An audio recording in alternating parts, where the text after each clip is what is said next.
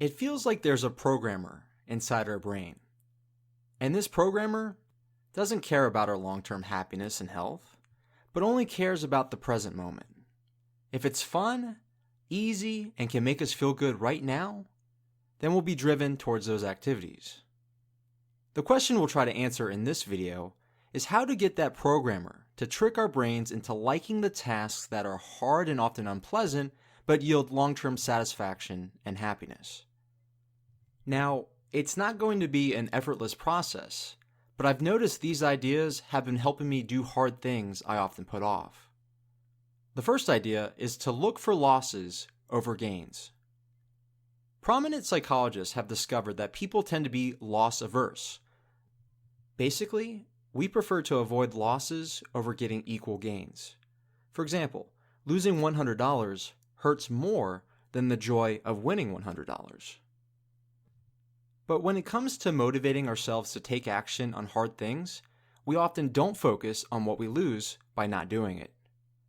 Here's a personal example. Most of my life, I've been incredibly shy and awkward, and scared to socialize and speak in public.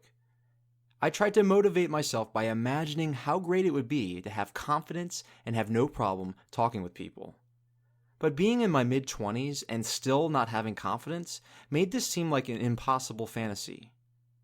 But what changed is that I started to see what I'd be losing by not working on my social skills. Millionaire entrepreneur Dan Lok has said, "Don't focus on what needs to be done and what you're going to get, but ask yourself, what's the cost of inaction?"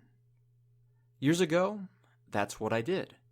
For example, when it came to going to a party or staying at home, I would stay at home because that was easy and comfortable for me. But I started to see what I'd be losing by staying in my comfort zone. By not going to the party to socialize, I'd be losing an opportunity to talk with people and be less afraid in the future. By not going to the party, my communication skills would remain undeveloped, which down the road could potentially cost me future relationships, friendships, and career opportunities. Once I started seeing the losses involved by not taking action, I was able to start working on my social skills. Later that year, I joined 5 public speaking clubs and started talking to people whenever I got the chance. I became less afraid of being awkward because all I wanted to do was not miss out on an opportunity to become better.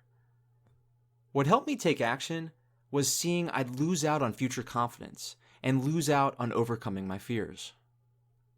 Take the time to ask yourself what the cost of inaction is when it comes to your fears and when it comes to your goals. And there's a chance that that fear of potential loss will motivate you more than the joy of its potential gain. And the next idea, start doing less. We constantly are advised to dream big and that we can accomplish anything we set our minds to. Hearing this can make us feel incredible, but I'm realizing the downside of dreaming big. You see, if you have a big dream, it's going to take a lot of work. All that work can be so overwhelming that you put off getting started whenever you can. And this constant procrastination makes you feel bad about yourself. And as you feel bad about yourself, you turn to the easy and fun things that give you comfort and relief that tend to not be good for you. If you haven't tried the 2-minute rule, consider giving it a try. The 2-minute rule states when you start a new habit, it should take less than 2 minutes to do.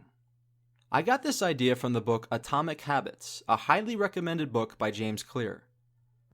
He explains, people often think it's weird to get hyped up about reading 1 page or meditating for 1 minute or making 1 sales call. But the point is not to do the one thing. The point is to master the habit of showing up. Trying to form a perfect habit from the start often fails.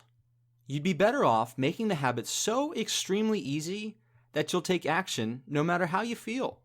For example, for months I've been wanting to spend my nights reading after work. I'd wake up thinking it would happen, but often I was tired at the end of the day and would often watch TV instead. But then I tried the 2-minute rule. I got a stopwatch out and told myself I only had to read for 2 minutes. And then I could do whatever I wanted. It was so easy that I got started, and since using the 2-minute rule, I've been reading every night after work and will look to add more time to my reading in the future. Big dreams mean nothing without action, and if you haven't been taking action, start with 2 minutes of reading, 2 minutes of writing, or 2 minutes of whatever good habit you want to adopt and consistently show up. Once you've been consistently showing up, then add more time to it. I hope these ideas help the programmer inside your brain to help you see the potential losses of not taking action as motivation to get started right away. And that by doing less right out the gate with the 2-minute rule, it helps develop a good habit right away so that you can optimize it in the future. Also, if you're looking for more videos on how to transform your thinking for the better, consider subscribing today and looking for future videos that post on Mondays. Thank you so much for watching, and I'll see you in the next video.